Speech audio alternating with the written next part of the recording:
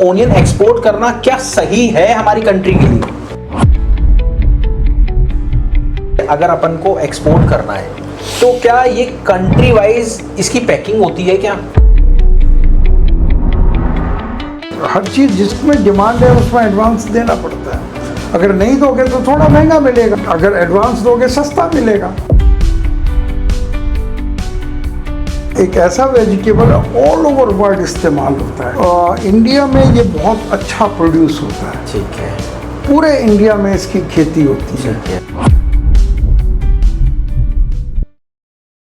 दोस्तों, अगर आप सोच रहे हो कि मेरे को एक्सपोर्ट करना है कोई वेजिटेबल, कोई फ्रूट, तो आप बिल्कुल सही सोच रहे हो। क्यों? क्योंकि हमारे साथ आ चुके हैं डॉक्टर अशोक गुप्ता से, जिनके पास एक्सपीरियंस है 49 साल का और 28 कंट्री में ट्रेवल कर चुके हैं। यहाँ से काफ़ी आइटम एक्सपोर्ट करी है, स्पाइसेस, दालें, मसाले, वेजिटेबल, फ्रूट, बहुत सारी आइटम। और साथ में जो आपने एक चीज़ नहीं सोची कि वो है फ्लावर्स भी सर ने एक्सपोर्ट करे। और लाइफ के सर 50 साल सर ने लगा दिए इंपोर्ट एक्सपोर्ट बिजनेस में। 50 साल में 50 आइटम तो आप भी करोगे ही, तो सर ने भी करी है। सर दोबारा से आपका स्वागत है। नमस्कार राहुल जी। सर आज हमारा जो टॉपिक है बेसिकली वेजिटेबल पे रहेगा, और वेजिटेबल में रहेगा ओनियन पर। ठीक है। क्योंकि हमारे पास बहुत सारे कमेंट आ रहे थे, और सुशील जी का कमेंट था, राधिका जी का कमेंट था, सुरेश जी का कमेंट था, मतलब इतने सारे मेंबर जो हमारे रेगुलर फॉलोअर हैं उनके कमेंट आ रहे थे। तो बेसिकली सबसे पहला सवाल आता है ओनियन के ऊपर। सबसे पहले आप ये बताइए कि ओनियन एक्सपोर्ट करना क्या सही है हमारी कंट्री के लिए?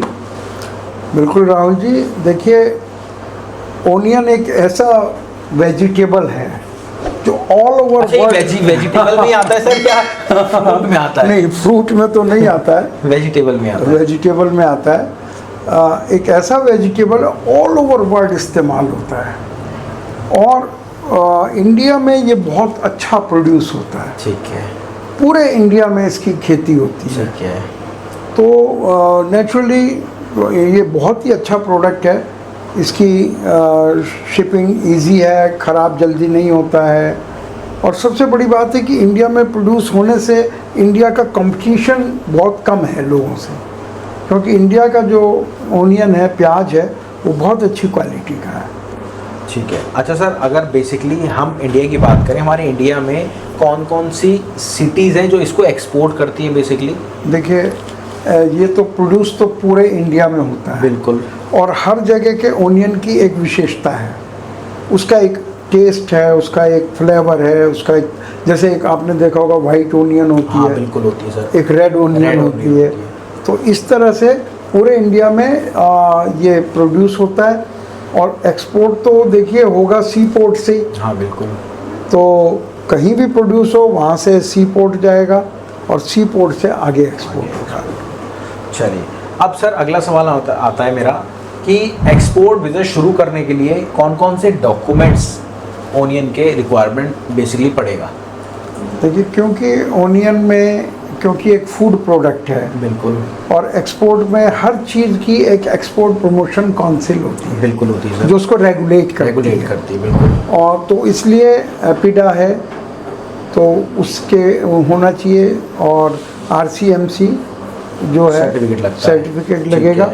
ये दो बेसिक हैं, बाकी तो जो नॉर्मल है लिस्ट हो गई, ये सब नॉर्मल है, ये नॉर्मल डॉक्यूमेंट्स। और अगर आपको डॉक्यूमेंट चाहिए तो कुछ भी नहीं करना, नीचे डॉक्यूमेंट लिख देना, आपको एक लिंक आएगा, उस पर जाके डॉक्यूमेंट डाउनलोड कर लेना। अगर आप यूट्यूब पे देख रहे हैं तो आप नीचे चैट बॉक्स में लिख सकते हैं डॉक्यूमेंट, आपके पास लिंक आएगा, और वो लिंक से आप जाके डॉक्यूमेंट को डाउनलोड कर लीजिएगा। वो डॉक्यूमेंट आपको सारे पता लग जाएंगे क्या क्या डॉक्यूमेंट चाहिए होते हैं। ठीक है। अगला सवाल हमारा आता है ओनियन एक्सपोर्ट में मंडी, फार्मर और ट्रेडर की क्या क्या रोल अदा आता है? मतलब अगर एक्सपोर्ट का हम बात करें तो फार्मर का, जो मंडी वाला है उसका, और एक जो एक्चुअल में एक्सपोर्टर है उसका क्या रोल है, उन सब का? बिल्कुल राहुल जी, ये एक चेन है। ठीक है।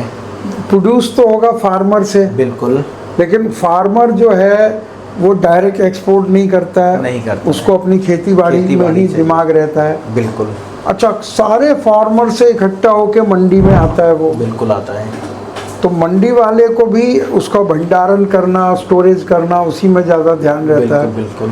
तो और वहाँ से ट्रेडर उससे लेकर एक्सपोर्ट कर लेता है। ठीक है। तो ये पूरी चेन है। तो नॉर्मली जो बड़ा काम करते हैं वो ट्रेडर को भी पकड़ के रखते हैं कि भाई वो ध्यान रखे कौन सी मंडी में माल आ रहा है। और ट्रेडर्स जो हैं फार्मर को भी एडवांस दे देते हैं कि वो उन्हें ही माल दे दे। और रेगुलर प्रोड्यूस अच्छा, ये करे, एडवांस का भी चक्कर चलता है सर? क्योंकि इसकी डिमांड है। डिमांड है। हर चीज़ जिसमें डिमांड है उसमें एडवांस देना पड़ता है। अगर नहीं दोगे तो थोड़ा महंगा मिलेगा, अगर एडवांस दोगे सस्ता मिलेगा।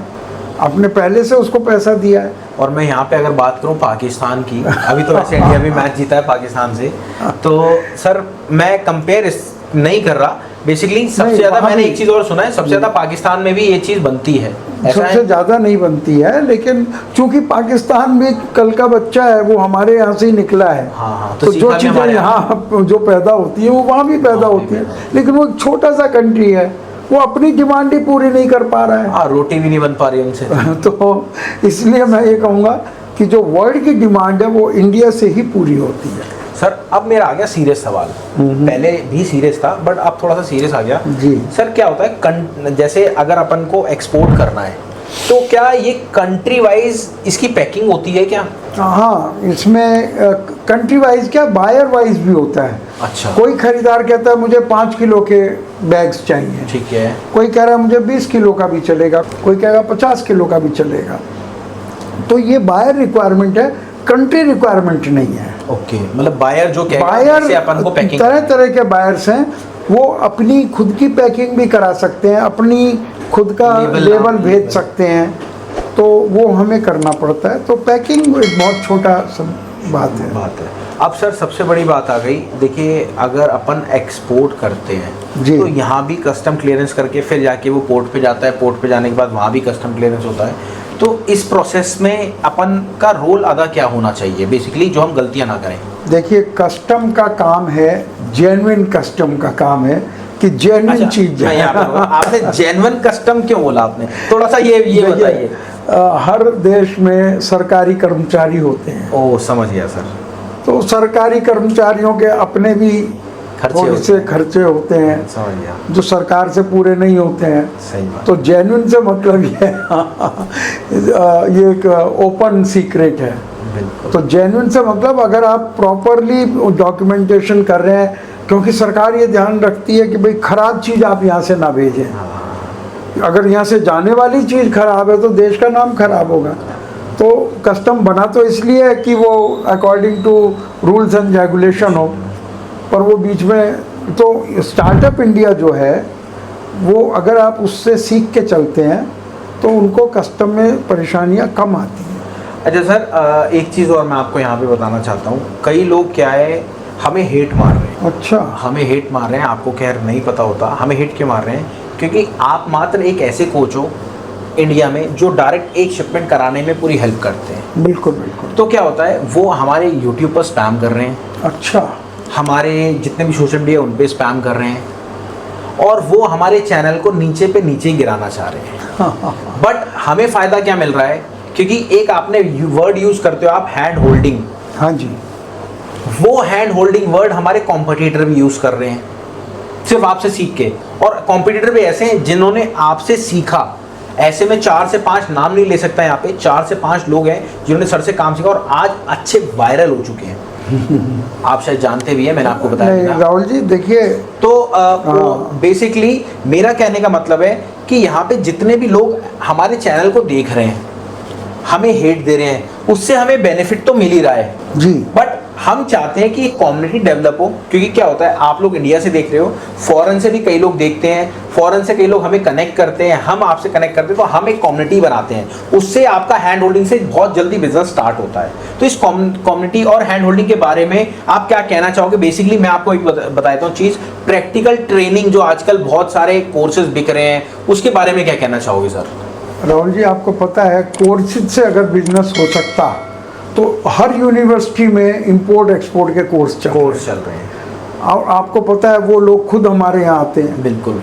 और आपको बुलाते हैं यूनिवर्सिटीज़ वाले।